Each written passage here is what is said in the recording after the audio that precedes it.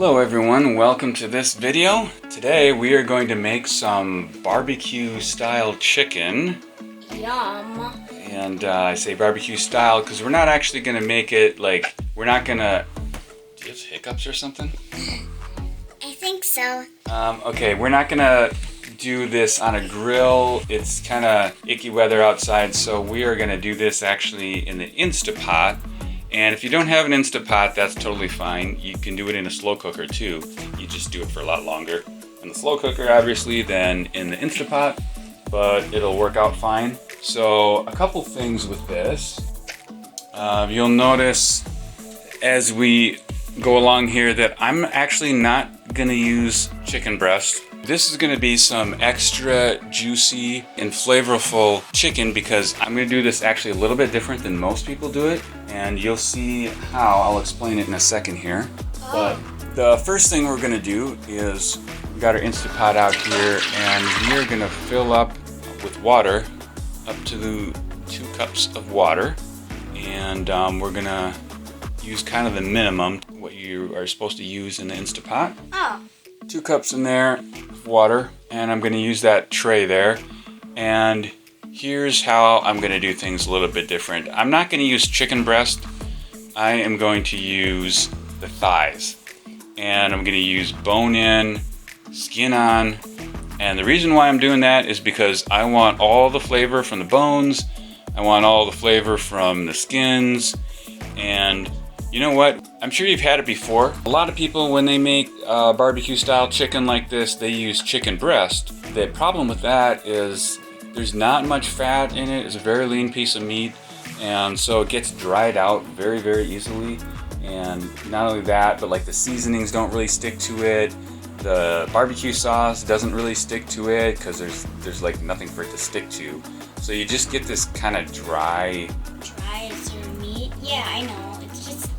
It's so dry it sticks to your mouth. Yeah, exactly.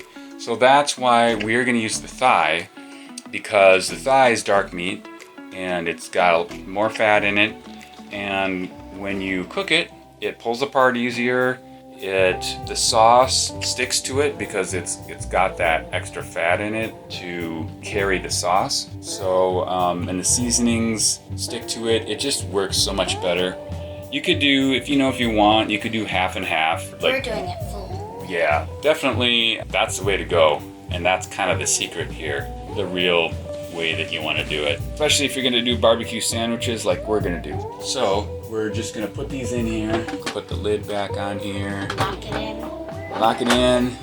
And once we got that locked in, go to the settings here. I'm just going to use the poultry setting. Does it defaults to 21 minutes. So I just used the pre-programmed setting, and honestly that's good enough for me. So we're just gonna let that run. Don't forget, while you're watching this video, I always forget to kind of mention this, but make sure you click like and subscribe. And also, if you have any questions or comments, definitely feel free to make a comment below. If you think we're doing this all wrong and you want to tell us all about it, you can do that too. It's okay with us. Yep, we can handle it. We're big boys and girls here. And girls. All right, here we go. And now it's done cooking. So let's take a look here and see what we got. Do you think it'll fall off the bone? I will. Careful of the steam. And here you can see it's cooked. Pinker. Yeah. Yep, there's no, it's not brown because we didn't cook it in the oven or anything like that. We used a wet heat, so that's why it's more pink instead of dark. And you can see underneath here is a lot of nice looking broth. That's gonna be some good stuff that I'm definitely gonna use later. One of the advantages, well, of doing it in a pressure cooker, or Instapot, or slow cooker, whatever. You get broth. Yeah. Nice strong broth. Now what I'm gonna do, and careful, these are really hot, I'm gonna start pulling these apart with a fork. Cool. It looks cool on the one you flipped over. It pretty much just come right apart, and basically I'm going to debone them. Debone. Debone is a cool word.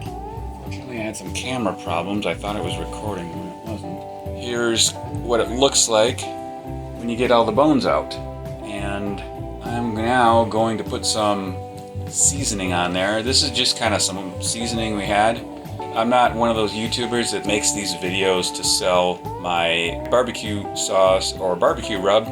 What is it? This is a rub that normally you would rub on it before you put it on the grill or in a cooker or something like that. Now I'm doing this after the fact because when you put the rub on there beforehand, sometimes the steam and stuff that comes out of it can just cause it to run off. So that's why I do it afterwards. And I'm mixing it in good here. Now because we used the dark meat, the fat that's rendered will mix in with the rub and it will cause it to be dispersed nicely. Like even? Yeah, evenly with the meat. So we're not gonna lose it in the liquid or it's gonna be mixed in there evenly. That way you get some with every bite. And I'm just gonna continue to kind of pull this apart here. It comes apart pretty easily. And I'm mixing in the skins in there too because skins taste good. Yeah, skins have flavor, so I mean don't waste it.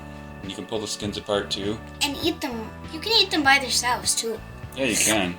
Now we're gonna add some barbecue sauce. I happen to have some Sweet Baby Ray's here. Ooh. Can't go wrong using that. Make a smiley face. Nope.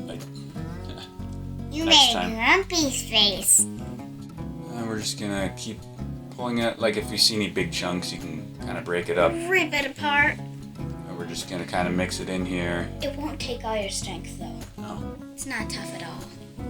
Actually, it's starting to look really good.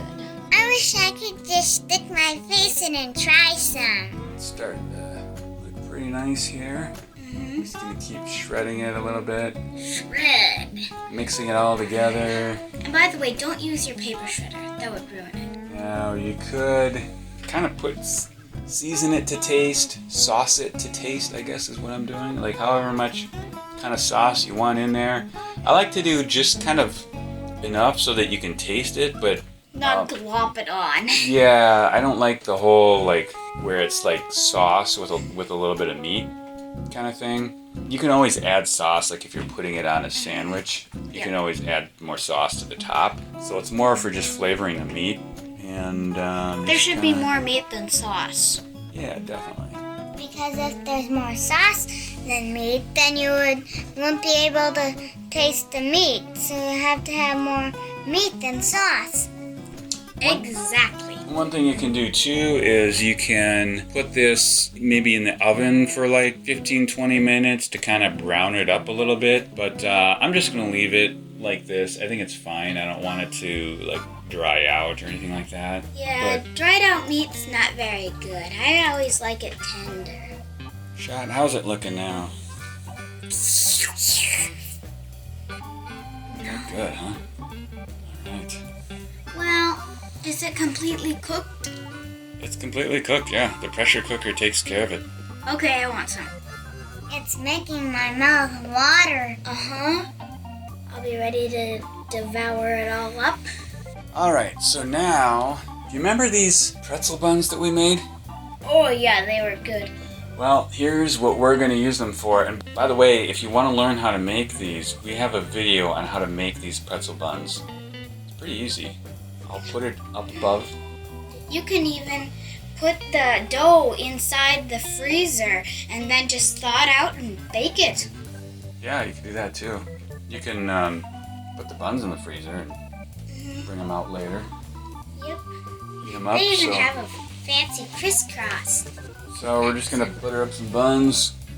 Really butter them up. And then But not too much because you don't want the meat to slip out of your bun. And then butter 'em, and then put the meat on. How did you know I was going to do that? Easy. Everybody does that. Here we go.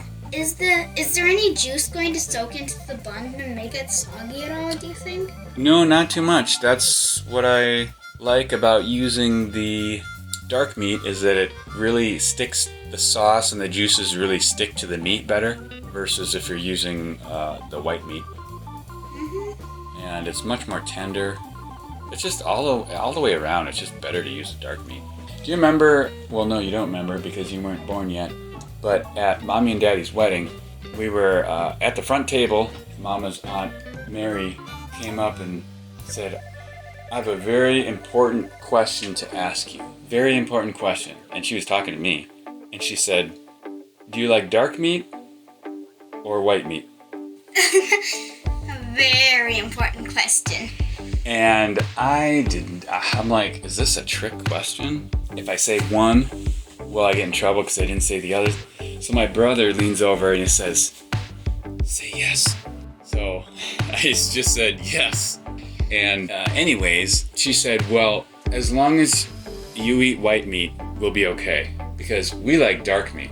And we don't want you to eat all the dark meat. Ah, some sauerkraut and pepper. Yeah, some cracked pepper. Oh, num num num. So I'm gonna That's Daddy's. So I like to put sauerkraut on here. I mean, you can put to give it a little crunch, a little bit of tang.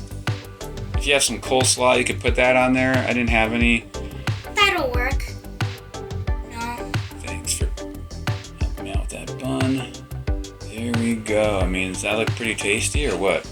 Yeah, but it's rather wide. I can't fit my mouth around that big. Wow. We're cutting These- there.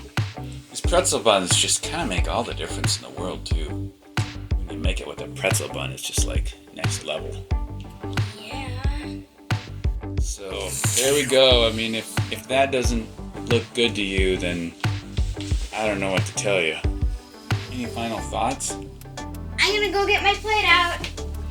So just to summarize, we use dark meat instead of white meat. We use thighs. We use thighs. And we also use the bone in and the skin on. You can find those really cheap in the grocery store usually. But try it this way, especially if you always do it with make it with the chicken breast. Try it this way, and I think you'll be pleasantly surprised. Just give us a heads up. Yeah, if you do, send us a comment and let us know what you think. Thanks for watching. It's making my mouth water. I hope you like it once you make it. I'll be ready to devour it all up.